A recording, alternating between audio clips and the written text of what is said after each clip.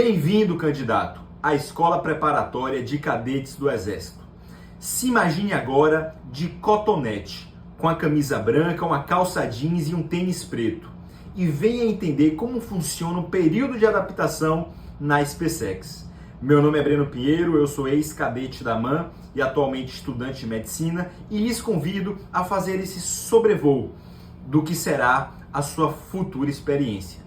Hoje a minha missão é fazer você ter um gostinho de viver um grande sonho, ou pelo menos o início dele. Então, a entrada na imponente SpaceX começava ali se despedindo dos familiares. Até hoje eu lembro muito bem a trajetória, então andava um pouquinho, seguia à direita, mais alguns metros, e lá estava eu na poderosa primeira companhia Águia. Eu já fui encaminhado ao alojamento e lá tive o primeiro contato com o grande galpão da SpaceX, o setor, né? Que o setor é na verdade uma porção do alojamento em que ficam algumas pessoas que posteriormente vão ser responsáveis pela limpeza daquele local e tudo mais. E aí conheci o meu primeiro canga e as outras pessoas por ali. Tive o primeiro contato com o meu armário, com a minha cama, com a cama inclusive, eu não sei como. Acho que eu fui ver alguma coisa ali do lençol que estava revestindo a cama e já furei simplesmente esse lençol. Candidato bizonho, né? E aí eu fiquei um pouco desesperado, né? Todo mundo muito tenso, ansioso, sem saber o que esperar. Virei ali a cama para o outro lado. E só para situar um pouco em relação à cronologia, né? O que acontecia inicialmente era uma questão burocrática de documentos. A gente ficava sentado em algumas cadeiras na frente de salas de oficiais e salas de praças e ficava esperando ser chamado para fazer a assinatura de documentos previstos no edital e entregar algumas coisas também. Inclusive a minha identidade simplesmente quase foge do meu bolso, não sei como, mas um camarada me chamou e será que não foi você não que deixou a identidade cair e tal? Eu tava, acho que totalmente diferente na minha identidade do que eu tava lá, né? Tinha raspado o cabelo para adaptação e aí era a minha identidade, né? Eu, já piorou a tensão, o nervosismo. Eu acho que um sargento muito gente boa, viu, né? Pegou o que estava acontecendo, me fez uma cara feia, retada. Mas ok, passada essa parte era o exame de saúde. O exame de saúde muito importante, não só porque reprovava, mas porque antes do exame de saúde a apagação física ainda não era tão intensa, né? Então era mais uma questão de resistência, né? A gente ficava muito tempo exposto ao sol. Os aspirantes que vinham da MAN ajudar na adaptação, eles passavam ali, né, entre as fileiras, olhando a gente com a cara feia, retada e já começávamos a receber algumas instruções, podemos dizer assim, mas depois da inspeção de saúde que começava a apagação de fato. E uma coisa interessante dessa parte do concurso é que a pessoa que passava, né, que tinha a aprovação na inspeção física, recebia um adesivo verde que colocava no crachá. E tinham dois outros adesivos, um laranja, que significava que o candidato tinha alguma pendência, e um vermelho, que obviamente significava a não reprovação do candidato. Os candidatos que tinham vermelho muitas vezes ficavam ali na SpaceX para pegar suas coisas e tal e depois ir embora, mas alguns entravam com recurso e esperavam um pouquinho mais na preparatória. Ok, isso era um pouco meio Black Mirror assim, né? Porque no rancho, né, depois a inspeção de saúde não é tão rápida, então a gente nesse meio tempo ia jantar, almoçar no rancho e a gente ficava se olhando, né, assim, eu pelo menos ficava observando as coisas, as pessoas, as expressões, né, alguns tristes por não ter passado, outros assim meio agoniados por ter que ir para Campinas ali, sair da escola e ir para Campinas fazer algum novo exame, ajeitar alguma coisa que não tinha dado certo. Mas posteriormente a essa fase, tinha mais uma parte lá de exame psicológico, que foi tranquilo, eu não conheci ninguém que foi reprovado, né? E depois seguia a adaptação. Depois da inspeção de saúde ocorria o TAF, o teste de aptidão física, momento esse de muita atenção. Eu gravei um vídeo comentando um pouco sobre isso, da minha experiência, algumas dicas, vou deixar o link aqui em cima. E ainda em relação à inspeção de saúde, voltando apenas num ponto que foi triste e fica de ensinamento para vocês, é que eu tinha um canga, muito gente boa, que infelizmente não foi aprovado, não virou aluno da SpaceX, E o que aconteceu com ele foi o seguinte, ele estava no final já da parte médica, onde o médico estava olhando alguns exames dele. Ele já tinha, salvo engano, até recebido já o adesivo verde, estava quase sendo liberado. E aí ele, numa inocência, numa sinceridade, era um cara muito bom, acho que naquela coisa mesmo de não pensar, ele esperava tanto que fossem pedir certo exame para ele, que iam desconfiar que ele tinha machucado o braço, que sem ninguém perguntar nada, sem ninguém desconfiar de nada, ele falou, doutora, tenente, eu também fiz um raio-x aqui porque eu acabei fraturando meu braço há uns anos atrás, mas não sinto nada, consigo mexer, tá tudo bem. E aí, vocês já podem imaginar o final dessa história. Ele entrou com recurso, tentou, mas foi reprovado com esse retoque de crueldade. Enfim, então fica o ensinamento em relação a inspeção de saúde, faça o básico, mostre o básico, mostre mais apenas se for pedido. Depois eu posso gravar outro vídeo também contando um pouquinho mais sobre essas dicas em relação ao exame de saúde, beleza? O primeiro despertar na escola preparatória é, sem dúvida alguma, marcante. Então você imagine os por volta de 150 candidatos da primeira companhia recebendo a sua primeira missão de deixar tudo muito bem faxinado e limpo. Começávamos ali a entender o que eram os FE, os faxinas especiais. Então a gente tinha recebido a instrução do comandante de companhia de deixar tudo nos trinks, porque teria a nossa primeira fiscalização. E aí foi muito interessante, porque primeiro eu lembro de eu acordando, abrindo o olho e sem demagogia nenhuma, mas realmente você se sente num sonho. Eu tinha essa coisa de alguns sonhos com a SpaceX, tive, né, durante a minha preparação, e quando eu abri os olhos e olhei para o lado, a galera, os meus camaradas, os candidatos, e pô, eu tô aqui mesmo no alojamento, já vem aquela vibração e todo mundo querendo mostrar serviço, todo mundo querendo ser militar. Então a gente deixou tudo muito bem limpo, apesar de não ter tanto material de limpeza, depois tivemos que comprar de fora, mas arranjaram algum jeito de dizer que a faxina não tinha sido tão boa, e não estou dizendo que foi mentira não, porque realmente talvez por tanta emoção, tanto sentimento envolvido de querer fazer muito, às vezes as coisas não saíram tão organizadas como esperado, mas a intenção foi ótima, né? Bem, então a questão da Ordem Unida já começava muito forte também na adaptação. A gente tinha que sair daquele período, dominando o básico. Então, embaixo do sol quente, com os aspirantes ali nos instruindo, né, nos mostrando, nos dando o primeiro contato com as marchas, com os esquerdas volver, direita volver. Levávamos algumas garrafinhas de água que bebíamos nos intervalos e tínhamos que deixar elas em forma, e esses intervalos eram super rápidos, 3 minutos, vai lá, cara, 3 minutos para beber água. E aí ia toda enxurrada de candidato correndo para beber água e voltar para entrar em forma e treinar novamente. E hoje, assim, eu me recordo de alguns momentos engraçados, né? Porque, de modo geral, a gente só era liberado para beber água ou para outra atividade depois das coisas estarem no padrão.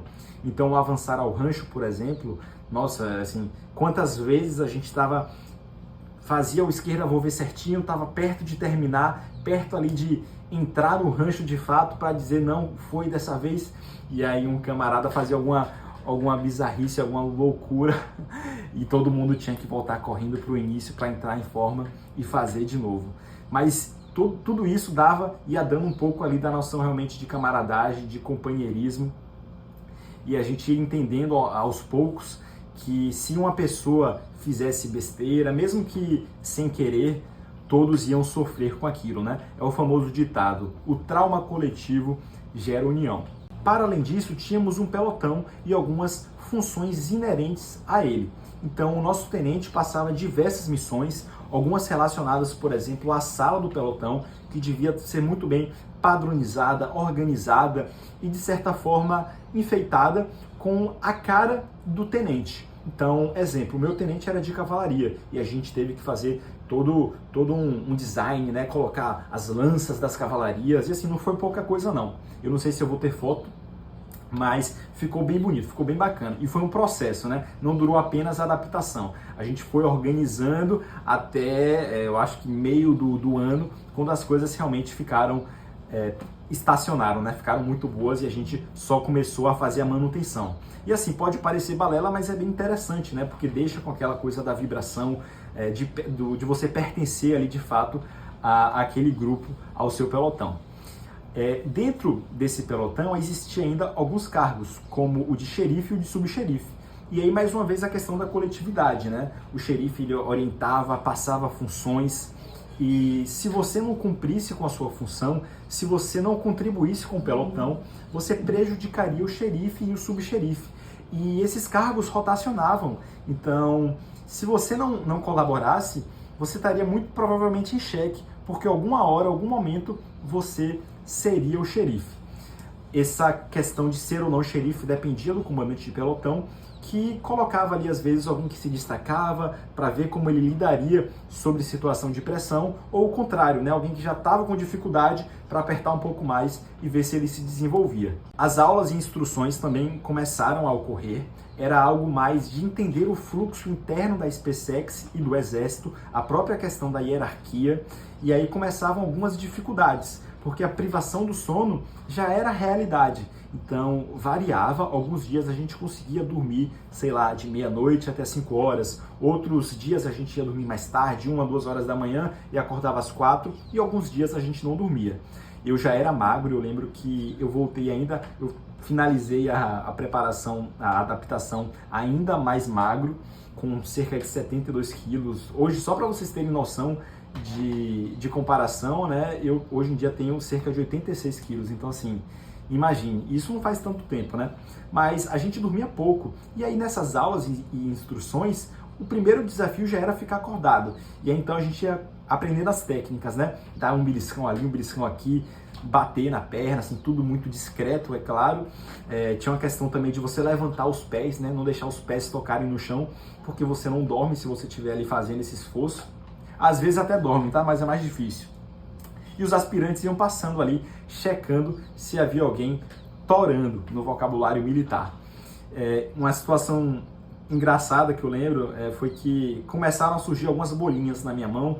Eu sou um cara um pouco alérgico e eu fiquei com medo, assim, eu falei, rapaz, será que eu tô tendo alergia de alguma coisa? Assim, não falei nada para ninguém no início, mas começou a aumentar. Eu pensei assim, poxa, vou comentar aqui com um aspirante do meu pelotão, que eu comecei a sentir que eu tinha essa liberdade, pelo menos, de perguntar de modo muito respeitoso a ele se eu deveria, né, ir para ser encaminhado rapidinho ao médico, enfim. E aí fui lá eu, candidato bizonho, falar com o aspirante. E aí ele olhou no fundo dos meus olhos e disse a seguinte frase: ô candidato, isso aí é o ranço do paisano saindo do seu corpo. Algo assim, desse jeito. E aí eu olhei pra ele assim, assustado, né? Falei, sim, senhor aspirante. E voltei lá pra onde eu tava, né? Então, esse ano todo eu lembro que demorou de sair um pouquinho nessas bolinhas, e eu olhava pra minha mão e lembrava, rapaz, é isso aí, o ranço, a alma de paisano foi embora. Enfim, nesse período também a gente teve de aprender alguns hinos e canções militares, e também fazer uma canção e um brado para o pelotão. Então, cada dia ali mais ou menos a gente tinha que ter aprendido mais uma música, e há de quem não soubesse, né? Os aspirantes ficavam de olho ali para ver se tinha alguém tentando mexer o lábio, meter o louco, mas acabou que deu tudo certo. Eu já fui um pouco com esse bizu, então eu já sabia a maioria das canções, outras pessoas não, mas aí ia madrugada dentro, lendo, para decorar e aprender. Uma coisa interessante em relação ao alojamento é que era tudo muito fiscalizado, né? Então, às 5 horas, 5h50, variava um pouco esse horário na adaptação, mas a gente tinha que estar lá de pé com a alvorada, né? Que era o suar, o toque ali de amanhecer, digamos, que é o toque de amanhecer do Exército, em pé, né? Em posição ali de descansar, em frente ao armário. Quando chegava o tenente, a gente ficava em sentido, se apresentava e ele fiscalizava o armário e a cama. O armário deveria estar todo organizado, né? Limpo, e a cama esticada, com a manta bem dobradinha, sem nada amassado. E aí tinha uns truques bem engraçados, assim, interessantes. hoje em dia, relembrando, de, por exemplo, pegar um elástico, e tinham vários elásticos, eu tinha vários elásticos assim, por exemplo, com alguns alfinetes, e aí a gente botava no lado da cama, botava no outro para a cama ficar bem esticada. Essa manta, às vezes, a gente tinha que fazer alguns desenhos e acordava mais cedo, passava ali o vaporizador na cama. Antes de dormir, colocava um lençol em cima de tudo, para, óbvio que ia amassar, mas para não sujar, né, para evitar algum problema.